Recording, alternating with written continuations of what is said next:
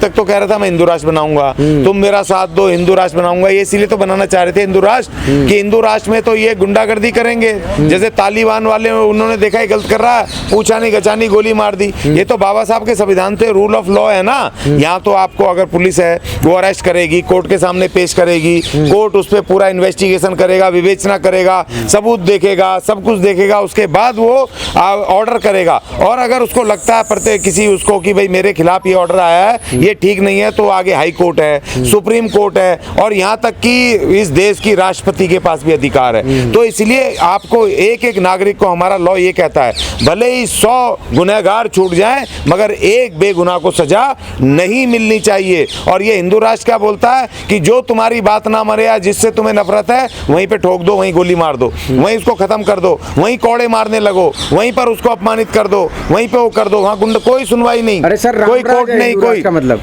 रामराज तो बहुत खतरनाक है भाई। हम भीमराज में ठीक है, हमारा जो भीमराज है ना, बाबा साहब का संविधान वाला कानून, भारत अर्थात इंडिया, हम यहाँ बिल्कुल ठीक है। रामराज में तो हमारे जो वो थे जो पढ़ाते थे हमें, हमारे शंभू ऋषि, उसकी गर्दन काट दी जाती है। सिर्फ क्या कसूर था कि तुम इस देश के आदिवासियों को पढ़ाते हो, मूल नागरिकों को पढ़ाते हो, शूद्रों को पढ़ाते हो। इस कसूर में, सिर्फ शिक्षा देने के कसूर में एक आदिवासी, एक शंभू की गर्दन काट करके हत्या कर दी जाती है। तो हमें ऐसा रामराज नहीं चाहिए, नहीं चाहिए, नहीं चाहिए। भीमराज में हम बिल्कुल ठीक हैं। भीमराज में हमारे न्याय, स्वतंत्रता और समानता और बंधुता देने की गारंटी हमारा महान भारत का संविधान देता है। तो जो इतनी बड़ी गारंटी दे रहा है कि हमें न्याय मिलने की गारंटी है, जो हमें कह रहा है कि तुम्हें बिल्कुल समान अवसर, समानता के अधिकारी है, जो तुम्हें कह रहा है कि स्वतंत्रता से तुम अपनी बात रख सकते हो, विचरण कर सकते हो पूरे देश में कहीं भी, पूरे देश में कहीं भी रह सकते हो, व्यापार कर सकते हो, नौकरी कर सकते हो,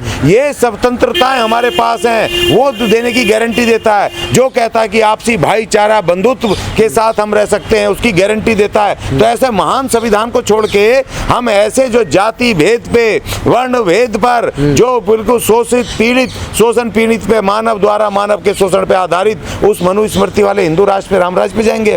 भैया माफ करना, हमें नहीं चाहिए। अगर ये बनेगा तो फिर हमारी लाश पे बनेगा। हम अपने जीते जी किसी हालत में कोई रामराज, कोई हिंदू राष्ट्र नहीं बनने देंगे। सर हरियाणा में जो हिंसा घटना हुई है उसके लिए क्या कहना चाहेंगे सर आप? बहुत ही निंदनीय है, घोर निंदनीय है। पूरी दुनिया में उसकी निंदा हो रही है कि 2 नौजवानों को सिर्फ इसलिए मार दिया गया कि उनको शक था कि ये गाय को लेकर के, पशुओं को लेकर के जा रहे हैं, और उनको पीट मार के, कितनी क्रूरता से पीट मार करके और उस गाड़ी में बांध करके जिंदा जला दिया।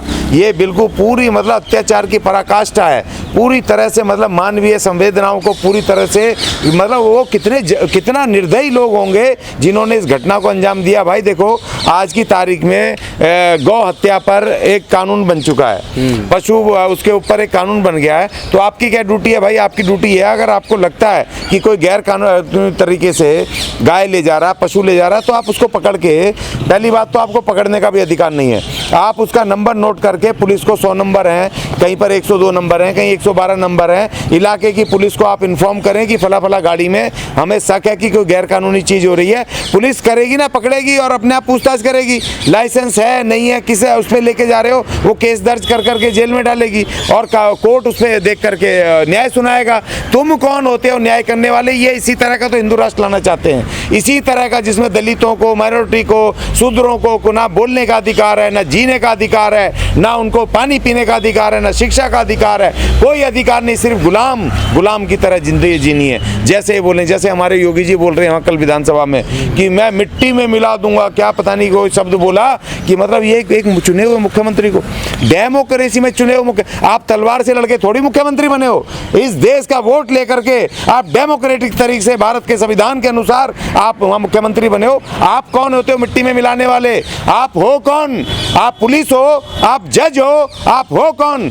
आपकी कोई हैसियत नहीं है कि आप किसी को मिट्टी में मिला दें। आपका इतना भर काम है कि आप झूठे केस बना के जेल में तो डाल सकते हो, मगर न्यायालय हमारे बैठे हैं, न्यायालय न्याय करेंगे, वो देखेंगे कि इसको सजा मिलनी चाहिए, नहीं मिलनी चाहिए। आप हैं कौन जो किसी को कराएंगे? तो ये देखो, गुंडेगर्दी वाली बात, ये है हिंदू राष्ट्र का इनका मॉडल। इसको ये टेलर दिखा रहे हैं इस तरह की। तो समझना चाहिए हमारे लोगों को कि अभी तो जब है कि जब इस देश का संविधान जिंदा है। ये तो जब है कि जब ये चुन करके आए।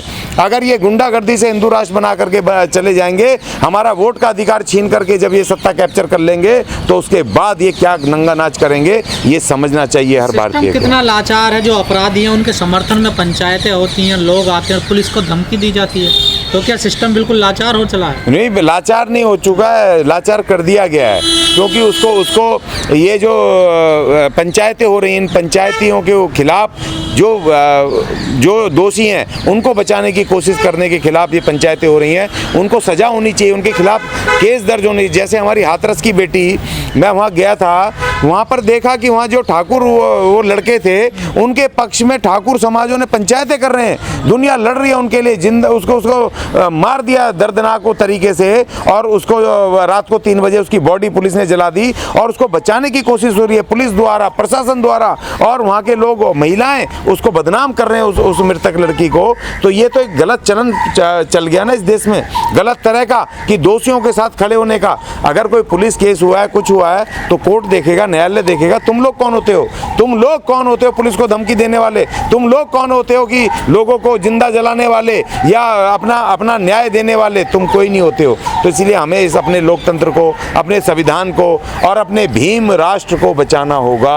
नहीं तो ये अगर ये इनका हिंदू राष्ट्र और राम राज बन गया, तो इसी तरह की गुंडागर्दी होगी। इसलिए हमें हर हालत में भारत के संविधान को बचाना ही हम जिम्मेदारी है। उनके नेता मंत्री वहाँ जा करके मध्य प्रदेश के वहाँ पर शीश नवाते हैं, और ये बड़ा दुर्भाग्य है इस देश का कि हमारे जितने भी नेता राजनेता हैं, वो तमाम लोग इन चंगुलों में, इनके चाहे आसाराम बापू हो, चाहे वो अपना राम रहीम हो, चाहे दूसरे संत हों, जो पहले तो इनके पास भीड़ देख करके वोट लेने के लिए इनके पास जा करके सर नवाते हैं, उनकी तारीफ़ें करते हैं, लेकिन जब वो पकड़े जाते हैं तो फिर ऐसे दुड़की हो जाते हैं जैसे गधे के सर से सींग।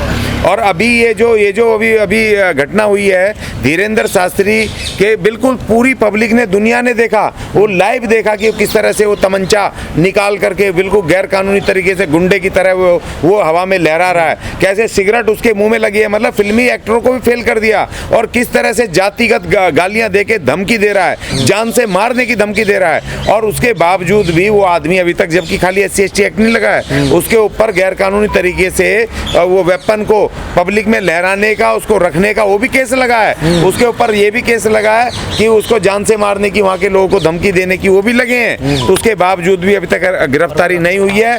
तो इसका मतलब ये कि जो एक तरफा कार्रवाइयाँ हो रही हैं, जो इनके अपोजिशन में है, अगर वो कुछ कह भी देते हैं, गाना भी गा देते हैं, इनसे सवाल भी पूछ लेते हैं गाने में, तो भी ये नोटिस पहुंचा देते हैं। और इनके लोग जो इनसे जुड़े हुए हैं, अगर वो मर्डर कर रहे हैं, कुकर्म कर रहे हैं, बलात्कार कर रहे हैं, चोरी कर रहे हैं, भ्रष्टाचार कर रहे हैं, उसके बावजूद भी उनके खिलाफ कार्रवाई नहीं हो रही है।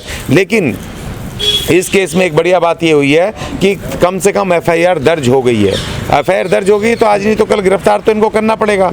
या तो वहाँ की MP सरकार उसके केस को वापस ले सकती है, या फिर वो कोर्ट से क्वेश हो सकता है, और दोनों ही सूरतों में ये नामुमकिन है। अब इसको आज नहीं तो कल जरूर ये बचाएगा। कब तक बचाएगा? ये तो कोर्स ऑफ लॉ है। जब एक बार FIR हो गई तो उस पर कार्रवाई तो 100% होगी। कब तक रोकोगे आप? तो वो नामुमकिन है, रुकने वाली नहीं है। अरेस्ट तो इसको होना ही पड़ेगा। लेकिन धीरेंद्र शास्त्री ने भी अपनी तरफ से जवाब दिया है कि हम ऐसे लोगों से मेरा कोई रिश्ता नहीं है, जैसी करनी वैसी भरनी। देखो, ये तो सिर्फ कहने की बातें है ना।